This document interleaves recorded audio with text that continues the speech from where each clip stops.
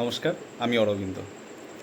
কয়েকদিন ধরে বিশ্ব রাজনীতিতে G7 বৈঠক নিয়ে কিন্তু খুব চর্চা হচ্ছে। তা আসলে এই G7 কি? বিশ্বের সবচেয়ে ধনী 7টি দেশে এই জোট কেন এত গুরুত্বপূর্ণ? আজ আমরা এই ভিডিওতে সেই বিষয়ে জানব। G7 কথাটি সম্পূর্ণ রূপ হচ্ছে গ্রুপ অফ 7। বিশ্বের 7টি অন্যতম শক্তিশালী দেশের কিন্তু সংগঠন এই G7।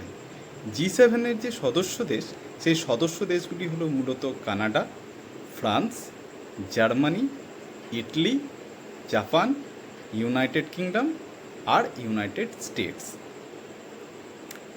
এই জোটটি 1975 সালে কিন্তু গঠিত হয় এবং প্রতি বছর একটি G7 সামিট অনুষ্ঠিত হয়, যেখানে বিশ্ব অর্থনীতি, যুদ্ধ, জলবায়ু, বাণিজ্য,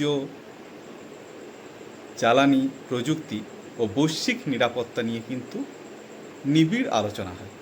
তো G7 এর সদস্য না হলেও অনেক সময় দেখা যায় ভারতসহ বিভিন্ন দেশকে কিন্তু সেখানে অতিথি হিসেবে কিন্তু আমন্ত্রণ করা হয় বা ডাকা হয়।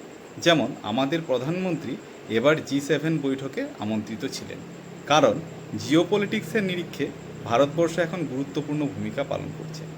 তার প্রমাণ পাওয়া যায় এবার যখন এক সাংবাদিক আমেরিকার প্রেসিডেন্ট ডোনাল্ড ট্রাম্পকে প্রশ্ন করেন যে বিশ্বের এই মুহূর্তে কোন নেতাকে আপনি সামগ্রিকভাবে বেশি গুরুত্ব দিচ্ছেন, তখন তিনি নির্দ্বিধায় কিন্তু আমাদের প্রধানমন্ত্রী নরেন্দ্র মোদীর নাম কিন্তু করেন।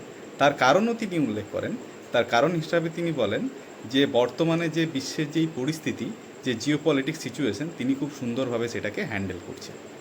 তবে এই G7 যে গোষ্ঠী, সেটা কোনো সামরিক জোট বা এখানে কোনো কিন্তু পরস্পরের মধ্যে কোনো সামরিক চুক্তির কিন্তু কোনো ব্যাপার নেই।